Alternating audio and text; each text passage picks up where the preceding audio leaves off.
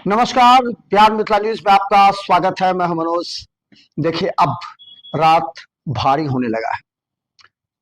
ये इस बार का जो चुनाव है, निश्चित तौर पर हमने पिछले दो विश्लेषण में लोगों ने जो देखा, हमें सराहा। कुछ लोगों ने हमें यह भी कहा कि आपका विश्लेषण में थोड़ी सी तकनीक भूल है। हम जानते हैं किसी भी पार्टी के समर्थक को बहुत सा बात पता लगेगा। देखिए, हमने स्पष्ट कहा था कि महागठबंधन के वोटरों में तेजस्वी यादव 80% चाहने वाले लोग हैं, और हम बता दें कि 90% यादव मत पूरी तरह वोट उन्होंने डाला। और कई ऐसी जगह पर जहां अल्पसंख्यक थे, उन्होंने भी 85% मत तक डाला है तेजस्वी यादव को। तेजस्वी यादव अकेला चेहरा थे, अकेला चेहरा स्टार प्रचारक के रूप में जो पूरे क्षेत्र में घूमकर गए थे। इस परिस्थिति में वोट का प्रतिशत जो है, जीत हार का, हम दरभंगा के 10 विधानसभा की अगर करें तो 3 से 7% तक का ही अंतर आएगा। यानी जो भी प्रत्याशी जहां से जीतेगा वो 1000 से लेकर के 7000 के बीच तक जा सकता है। और ये वोट प्रतिशत क्यों बढ़ा, इसका भी हम विश्लेषण करेंगे। हम आज दरभंगा के 5 विधानसभा का अलग अलग विश्लेषण करेंगे, जो जुड़ता हुआ आपको प्रतीत होगा। देखिए, अचानक ये कह देना कि कोई जीत रहा है, कोई हार रहा है, कोई लीड कर रहा है, ये काफी कठिन होता है, क्योंकि चुनाव से एक सप्ताह पहले का रिपोर्टिंग और चुनाव से 2 दिन पहले की रिपोर्टिंग में 5 से 7% का अंतर आ जाता है। क्योंकि कुछ ऐसे माहौल तैयार हो जाते हैं या कर दिए जाते हैं जिसे वोटर में 5 से 7% का बदलाव हो जाता है। इस बात से आपको इनकार नहीं करना पड़ेगा। और अगर ये बदलाव होता है तो आप समझ सकते हैं कि किसी प्रत्याशी को फायदा पहुंचेगा तो किसी को नुकसान पहुंचेगा। उस परिस्थिति में जहां नेक टू नेक फाइट की बात चलती है, तो इसी परिस्थिति को देखते हुए जो हमारा विश्लेषण है वो हम आपको लगातार दिखाएंगे। देखिए, आज हम आपको जो दिखाना चाहते हैं, दरभंगा के कुशेश्वर स्थान, हायाघाट, अलीनगर, ग्रामीण और बहादुरपुर, इस 5 विधानसभा का विश्लेषण हम आपको दिखाएंगे। लेकिन उससे पहले आपको ये जान लेना काफी आवश्यक है कि ये जो हमारा विश्लेषण है वो कागजी विश्लेषण नहीं है। ये जमीनी स्तर पर लोगों के बीच जाकर जो हमने सर्वे किया है, जो हमने जाना है, उसका विश्लेषण है। और इस विश्लेषण के आधार पर जो पहले फेज का हम आपको बता रहे हैं वो समझ लीजिए। 8 और 2 का अनुपात हमने पहले कह दिया है कि महागठबंधन को 2 और 8 एनडीए को, इसमें 1 या 2 कम में उतार चढ़ाव हो सकता है, ये भी संभव है। ये हमारा एग्जिट पोल जो है, सटीक एग्जिट पोल हो सकता है। और ये एग्जिट पोल ये नहीं बताता कि कोई प्रत्याशी वास्तव में जीत रहा है। हम ये बताने का प्रयास करते हैं कि कई ऐसे प्रत्याशी हैं जो लीडिंग पोजीशन में हैं और कई प्रत्याशी ऐसे हैं जो उनसे थोड़ा सा पिछड़ रहे हैं। इन तमाम बातों का हम विश्लेषण करेंगे। लेकिन उससे पहले हम आपको बता दें, वोट प्रतिशत का जो अंतर आया है वो 5 से 7% वोट प्रतिशत का अंतर आया है। कुशेश्वर स्थान की हम बात करेंगे आपको।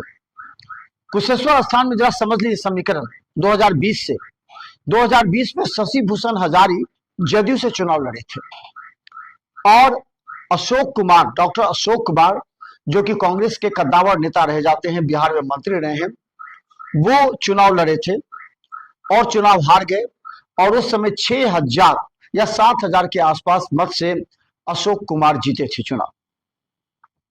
2020 के बाद अंतर जो वोट का दिखेगा, उस समय अगर हम कहें तो उस समय एलजेपी से 14000 लाई थी पूनम कुमारी, एलजेपी से, जो कि जदयू के खिलाफ उस समय थे। आपको हम बता दें 2021 की बात करें, 2020 में के बाद, कोरोना के बाद 21 में शशि भूषण हजारी का देहांत हो गया कोरोना से, उनकी पत्नी का भी। इसके बाद एक लहर था अमन भूषण हजारी। उस समय अमन भूषण हजारी की उम्र कम थी, लेकिन जदयू ने उन्हें टिकट दिया, अमन भूषण हजारी को, और अमन भूषण हजारी वहां से चुनाव लड़ गए। और हम बता दें, देखिए वहां जो अमन भूषण हजारी चुनाव लड़े उस समय क्या हुआ, देखिए वोट का प्रतिशत अगर देखें, वोट का अंतर देखिए, जो शशि भूषण हजारी को 53,000 आया था, तो अमन भूषण हजारी को 59,000 आया। 46,000 के आसपास आपको हम बता दें कि अशोक कुमार को आया था। तो 47,000 के आसपास गणेश भारती, जो कि आरजेडी से अमन भूषण हजारी के खिलाफ रहे थे। अंतर समझ लीजिए, 46-47 यानी 1-2 हजार का अंतर बढ़ा था 2020 से 2021 में गणेश भारती को आरजेडी से। वही जदयू से जो उनके सहानुभूति वोट थी वो 6,000 के आसपास बढ़ी। लेकिन आपको बता दें कि ये जो चुनाव जीते थे अमन भूषण हजारी, लगभग 12,000 मतों के अंतर से चुनाव जीते थे अमन भूषण हजारी। हालांकि इस बार उनका कुछ ऐसा वीडियो वायरल हुआ या उनके प्रति जदयू में आक्रोश दिखा, उसको लेकर के थोड़ा सा वहां थी कि आखिर उसको कहा किसको टिकट दिया जा सकता है। कई नाम थे, लेकिन इस परिस्थिति में जो नाम आया था वो था अशोक कुमार का। अशोक कुमार पिछले चुनाव से के बाद से ही वो जदयू के संपर्क में थे। जदयू के संपर्क में उन्हें लाया गया और जदयू की कांग्रेस के वरिष्ठ कांग्रेस से नेता होते हुए उन्होंने जदयू की सदस्यता ग्रहण की। उनके पुत्र अतिरेक कुमार को जिम्मेवारी दी गई। अतिरेक कुमार इस बार चुनाव मैदान में हैं और बता दें एएपी भी चुनाव मैदान में है। तो इन लोगों का वोट बैंक शेयर हो सकता है, लेकिन जो इस बार 62% मतदान हुए हैं, यह भी समझने की बात है।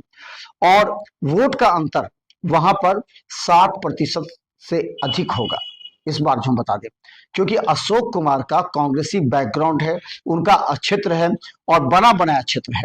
तो अशोक कुमार फील्डिंग कर रहे थे शुरू से ही। तो जदयू का जो वोट बैंक था वो, जो डॉक्टर अशोक कुमार का वोट बैंक जो कांग्रेस में रह करके उन्होंने किया, वो ये दोनों को अगर सरप्लस करें तो अतिरेक कुमार लीडिंग पोजीशन पर जा रहे हैं। तो हम बता दें बड़ी खबर, कुशेश्वर स्थान से अशोक कुमार के पुत्र अतिरेक कुमार लीडिंग पोजीशन पर जा सकते हैं और उनका जीत का रेशियो 5 से 7% होगा, यानी कि 5-7 हजार से अधिक हो सकता है। ये एग्जिट पोल हमारा बता रहा है। इसके पीछे हमने कहानी बता दिया।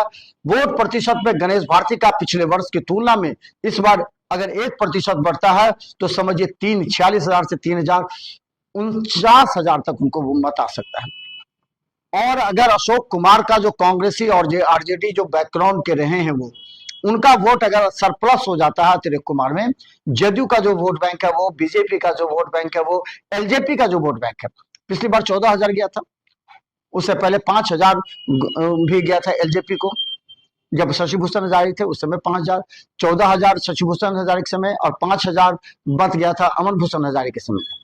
तो इस बार एलजेपी साथ में है, तो एलजेपी का जब वोट प्रतिशत साथ में जुटेगा तो निश्चित तौर पर 3-5 हजार से आगे लीड कर सकते हैं आपको अतिरेक कुमार।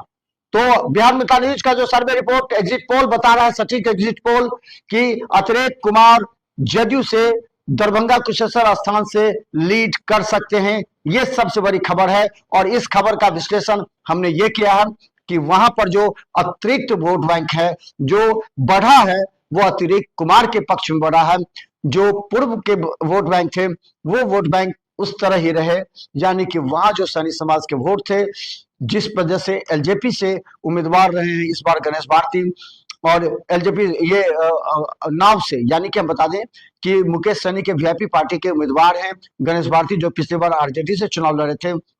लेकिन यहाँ पर जो मुश्किलें हैं वो निश्चित तौर पर वीआईपी को देखने को मिला, क्योंकि इन्हें निर्दलीय से चुनाव लड़ने की अनुमति मिली है। तो इस स्थिति में अतिरेक कुमार आगे बढ़ रहे हैं। बिहार में 40 की सबसे बड़ी एग्जिट पोल में हम बता दें कि कुशेश्वर स्थान से अतिरेक कुमार आगे लीड कर सकते हैं, 3 से 5 हजार अधिक मतों से वो लीड करेंगे इस बार, जबकि शशि भूषण हजारी जो थे पिछली बार अपने समय में 6,000 से और 12,000 से अमन भूषण हजारी लीड किए, तो इस बार 5 से 6,000 मत से लीड कर सकते हैं अतिरेक कुमार। तो देखते हैं बिहार मितान न्यूज, क्योंकि हर एग्जिट पोल का अपना विश्लेषण है।